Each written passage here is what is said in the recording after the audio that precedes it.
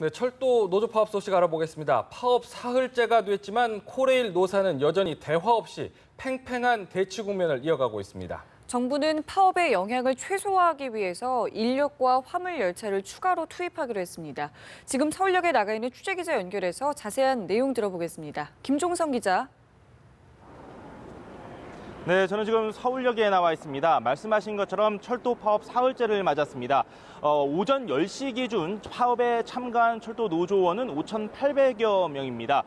이 중에서 파업 참가율 41%라고 말씀드릴 수 있습니다. 직위 해제된 노조원 수도 119명으로 늘어난 상황이고요. 전체 열차 운행률은 10시 기준 89%를 기록하고 있습니다. KTX를 비롯해서 통근 열차와 수도권 전동 열차는 평상시와 같이 100% 정상 운영되고 있습니다.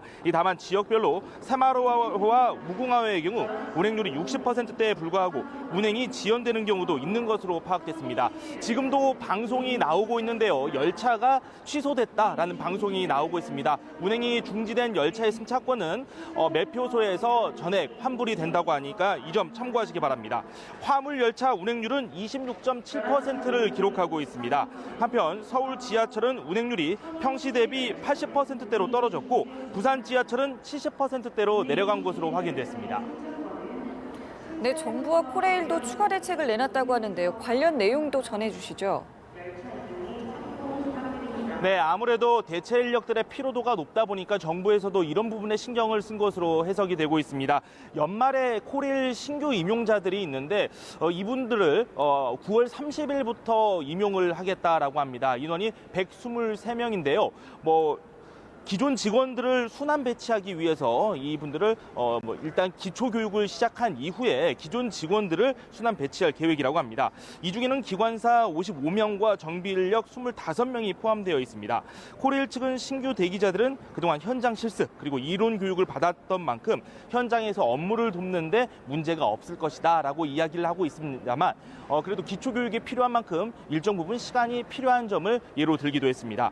파업 장기화에 대비해서 코레일 측은 추가 인력 채용 계획을 밝히기도 했습니다. 아울러 긴급 수출용 컨테이너 화물 열차를 오늘부터 76회에서 80회로 4회 더 늘려서 운행하기로 했습니다. 추가로 투입되는 화물 열차는 오봉역에서 부상 신안 간 컨테이너 물량을 수송하게 됩니다. 정부는 또 철도 화물을 대체 수송하는 긴급 수송 차량에 대해서 오늘 12시부터 파업 기간 동안 고속도로 통행료를 면제하기로 했으며 향후 군 위탁 화물 자동차를 투입하는 방안도 검토하기로 했습니다. 네, 철도 노조가 정부와 코레일에 대화를 제의했다는 이야기도 있었는데 어떻게 됐습니까? 네, 어제 나온 이야기입니다. 철도 노조에서는 정부와 코레일 측이 자신들을 범죄 집단으로 몰고 가고 있다면서 이번 파업을 불법 파업으로 규정한 것에 대해서 불편한 심경을 내비쳤습니다. 아울러 이번 파업이 합법적인 파업인지 불법적인 파업인지 여부를 공개 토론회를 통해서 따져보자라고 토론회 제안을 했습니다. 하지만 정부와 코레일 측은 이 부분을 받아들이지 않았습니다.